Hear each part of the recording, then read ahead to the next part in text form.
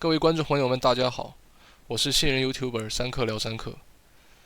本人有15年的海外工作生活的经验，这是我新的旅程。过去的5年是十分不平静的5年，在过去5年的时间里，我一直在关注国际新闻、时事政治、国际局势，结合本人有教书的经历，几年下来有很多观察出来的结论。所以在这里，我想跟大家分享一些我个人关于国际新闻、国际政治的一些浅见，希望和大家一起学习，一起进步。首先，我们来回顾一下过去这5年，我们的世界都发生了什么事。我们在这里重点关注的是中美关系，也顺带提一提其他地区的热点事件。从2016年开始算，特朗普入主白宫是一个典型的历史黑天鹅事件，一个接近于野蛮人人设的地产商，将极右翼这种在西方世界发酵甚久的意识形态浮上了台面。紧接着2017年，特朗普就发动了对华的301贸易调查，指控中国有不公平的贸易行为。随即2018年关税战就正式开打。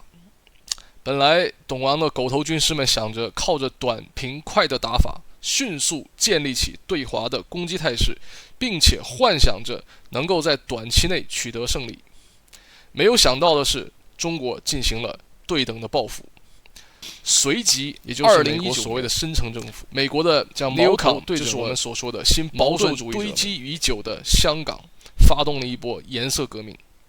并且又压迫加拿大软禁华为的 CFO 孟晚舟，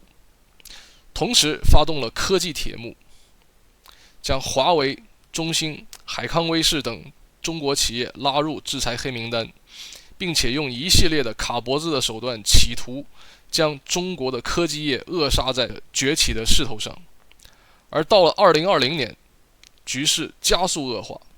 随着新冠疫情的爆发，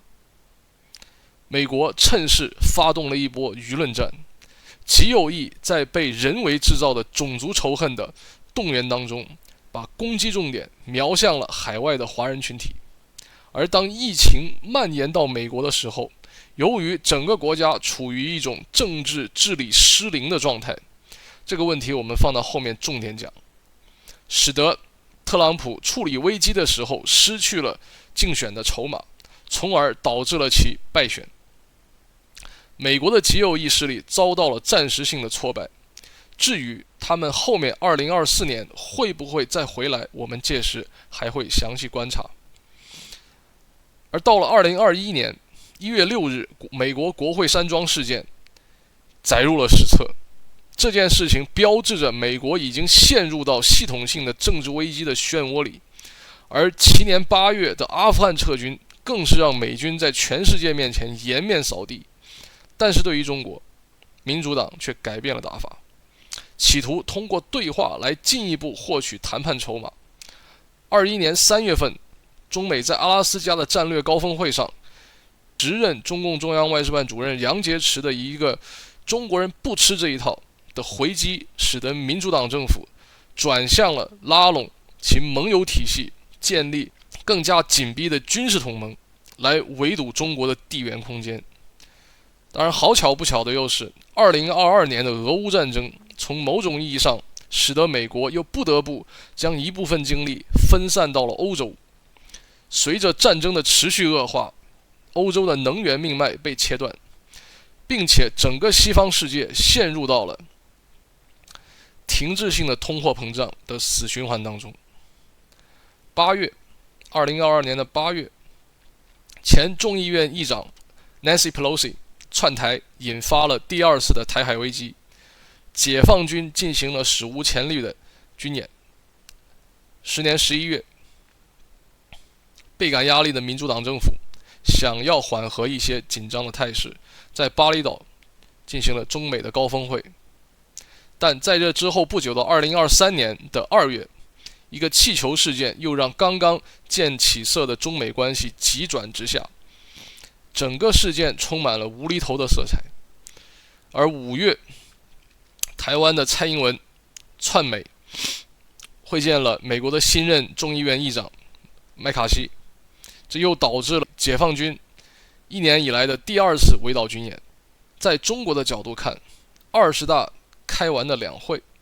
进行了换届以后，马上就开始了紧锣密鼓的外交行动，斡旋沙特、伊朗的复交，上合组织的扩容，甚至是有可能的金砖集团扩员。而对于欧洲，则是采取了某种怀柔政策。法国总统马克龙访华以后，就回到法国，开始鼓吹所谓战略自主。当然，我们后面会分析到欧洲的困境，我们这里先按下不表。以上的事件，相信观众朋友们都历历在目，那我们就不禁要问了，这一切的原因究竟是什么？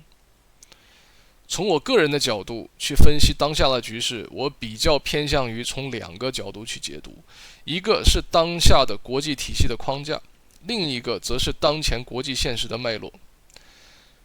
体系是人为设定好的一个运行模式，而现实则不以人的主观意志为转移，并且具有很强的随机性的单独个体事件所组成的历史脉络。这2者有时是相辅相成的，而有时则是互相矛盾冲突的。那么我的方法论就是将这2者结合起来进行整理和分析。我们首先来看国际体系的框架。当前的国际体系是依然建立在2战后的国际秩序，即便是有旧冷战的2极体系，其大体的制度安排仍然是以联合国为基础的国际秩序和国际法，也就是所谓的5常及联合国下辖的诸个多边国际组织。不过令人感到奇怪的是，联合国体系并不是一个超越主权国家的世界政府，包括5常在内都没有国际法的强力执法权。如果世界上某个地方爆发了冲突，联合国多数情况下只能够派遣维和部队，而非正规军，除极少数的个例以外，比如说像90年代的索马里。也就是说，如果有5常主导了地区冲突，联合国的作用其实是不大的。2022年的俄乌战争就是个典型的例子。况且美国为首的西方集团经常绕过联合国，通过北约的名义进行各种的军事行动。那么现实的情况就是，当下的国际体系就是以丛林法则为基本，西方执行双标的规则。显然，为了维护西方在当下体系的利益，西方自然而然地把自己当成了守成者，而其手段则是建立起来的类似于像 IMF、International Monetary Fund、世界银行、G7 这样的排外小团体来发挥其影响力。同时，由于西方长期把持世界金融体系和媒体，使得其在几十年这一个历史中长周期内，形成了以美国为中心，欧洲、日韩、加、澳、新、以为依附的霸权体系。而与之相对应的是，无论是旧冷战时期的苏联，还是新冷战时期的中国，都是这个体系需要绞杀的对象，并且通过这一套体系继续维持其在南方国家的霸权。即使在旧冷战时期，美苏联手拆解了英法在世界范围内的殖民体系，但这并不代表旧冷战以及旧冷战后的时期，强权就不会放弃在殖民主义时期享受到的特权。于是新殖民主义浮上了台面，其本质还是一种不平等、不公平的中心外围体系。这个我们会放在以后的内容做具体的讨论。我们再把视角放到当前的国际现实，将历史拉回到苏联解体后的1992年，美国是世界上唯一的超级大国。当时的美国正处在历史上的巅峰时期，巅峰期的美国在阉割了日本，使日本进入到了停滞的30年，直至今日。而另一边的欧洲试图在冷战后进行有力的整合。随着欧盟的建立，并且在发行了欧元以后，也同样遇到了美国的强力阻挠。99年的科索沃战争和03年的伊拉克战争，使得欧洲进一步整合陷入了迟缓。还有一条近乎平行的事件线，就是在1980年代的新自由主义浪潮下的西方世界，撬动了一个重要的、决定了冷战胜负手的战略支点，那就是中国。根据新自由主义的指导思想，全球化的分工体系下，各个国家各司其职，然后按照比较优势就交换生产出来的产品，就会达成帕累托均衡，也就是所谓的最佳结果。而以中国为代表的南方国家就承接了西方的一大部分产能，以环境和人力资源为代价，获得了快速工业化和经济快速增长的机会，而西方则继续保持其金融和话语的霸权。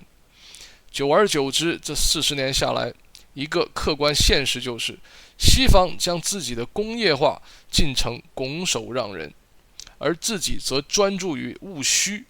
并且在高速发展的服务业下，利用自己的比较优势收割全世界的优质资产。那么没有了硬实力支撑的西方建立起来的空中楼阁，也逐渐让西方自己不再言出法随。与之相对应的就是，随着中国的实力快速的崛起，全球南方涌现出以地区大国为代表的全球新兴市场国家，例如印度、巴西、南非、俄罗斯，开始逐渐形成自己的比较优势，并且中国在过去的10年里逐步发展出了一套对于南方国家较为有利的互助体系，也就是我们所谓的一带一路。在这个过程中，中国就能够形成自己的相比于西方国家强调务虚不同的公共产品。然而美国在这个时候就开始坐不住了。对于西方的霸权来讲，南方国家拥有独立的发展权是对其最大的挑战。这意味着2战后的中心依附边缘体系即将面临瓦解。那么无论如何，美国为首的西方是不会坐以待毙的。那么我们就不禁要问了，全球南方国家的人是不是人？为什么南方国家的人就不能够有发展自己的权利？西方国家靠着3次工业革命带来的优势实现了工业化，其最大的代价就是全球气候的变化。发现问题不对劲的西方人随即又提出了碳中和的目标，并且强迫全球发展中国家跟随，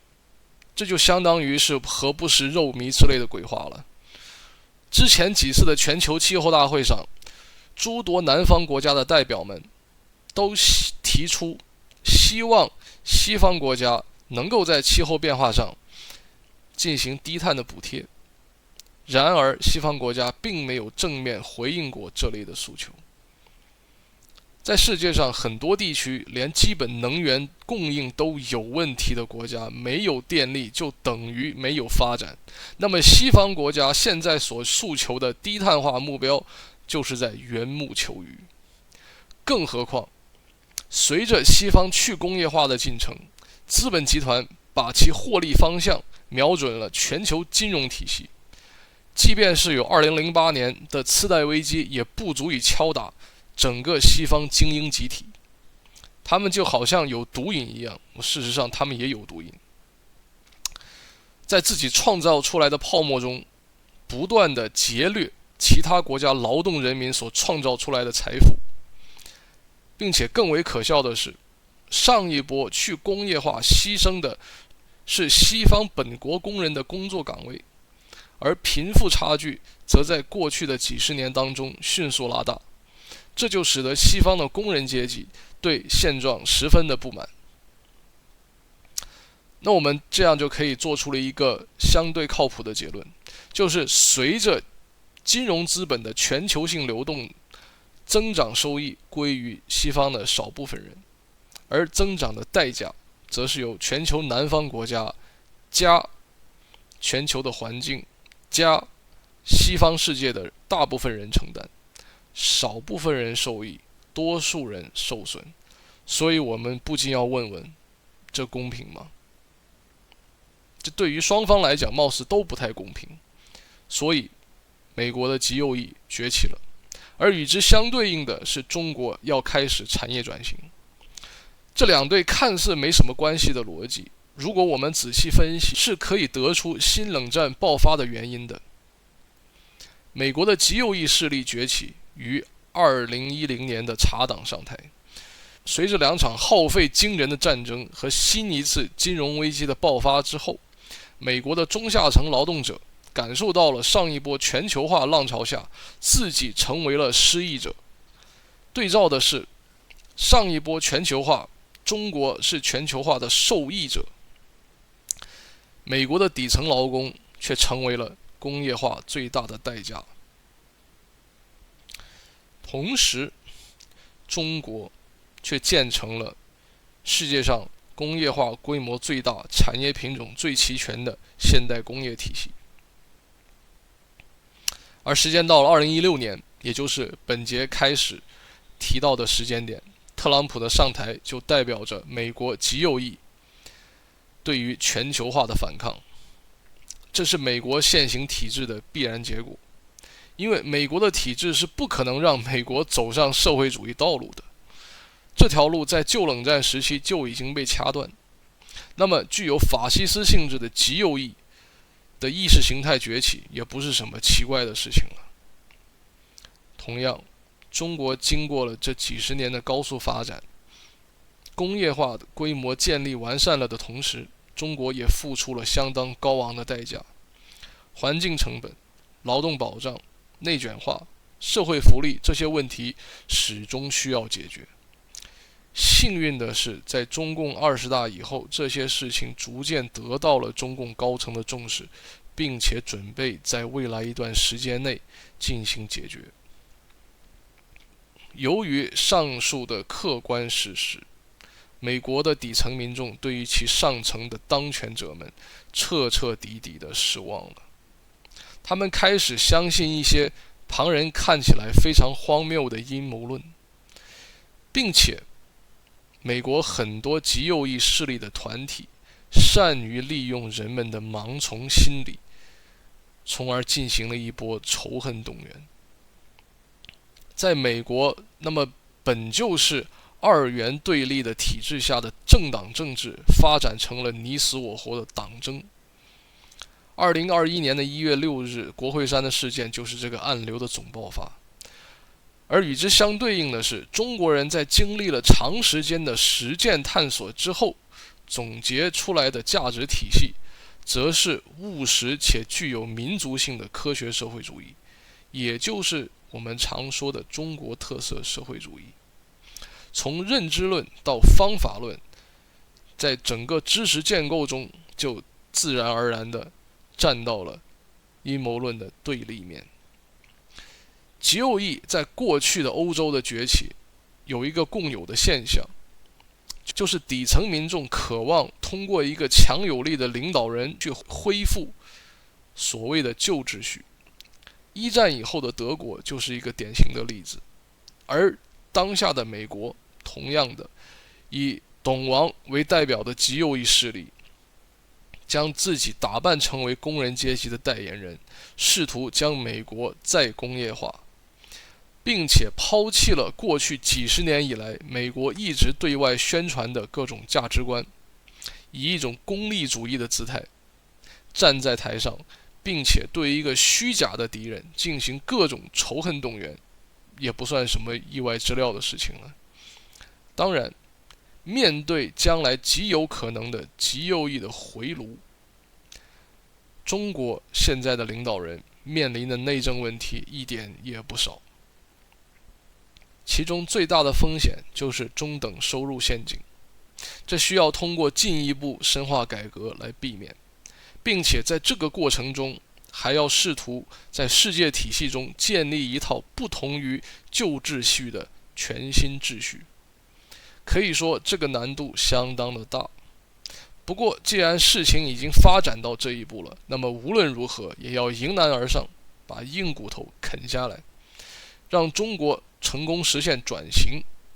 这样的发展瓶颈才不会束缚住民族复兴的未来。好了，这期节目就到此为止，接下来还有9期节目，三克会给大家继续分享有关于国际关系、国际政治的更多原理性、结构性的内容。由于本人是第一次参与自媒体内容创作，各种不足之处，希望大家多多提出宝贵意见。有喜欢本期内容的朋友，请不要忘了按个赞，留个评论，分享一下我的内容，订阅我的频道。我会保持一定频率的更新速度，请大家保持关注。咱们下期再见。